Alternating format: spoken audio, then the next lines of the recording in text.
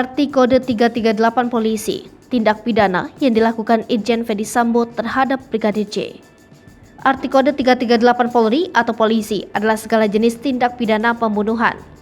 Kode 338 marak terdengar dalam kasus pembunuhan Brigadir J yang kini menjadi perbincangan publik saat ini. Dengan tersangka menyeret nama Irjen Ferdy Sambo dan beberapa anggota Polri lainnya.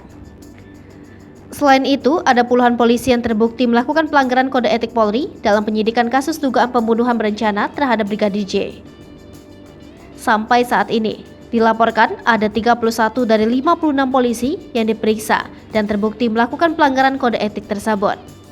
Puluhan anggota polisi tersebut diduga bersikap tidak profesional karena merusak, menghilangkan barang bukti, mengaburkan dan merekayasa kasus dugaan pembunuhan berencana Brigadir J.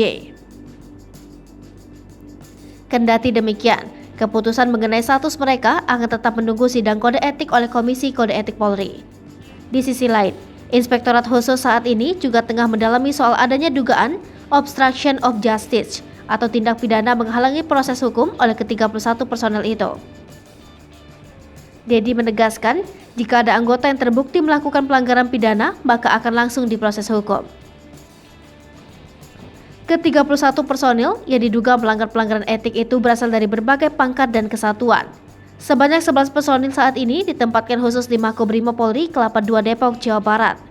Kapolri Jenderal Listio Sigit Prabowo mengungkapkan, 11 personil yang diduga melanggar etik terdiri dari seorang Jenderal Bintang 2, 2 Jenderal Bintang 1, 2 Komisaris Besar, 3 Ajun Komisaris Besar Polisi, 2 Komisaris Polisi, dan 1 Ajun Komisaris Polisi.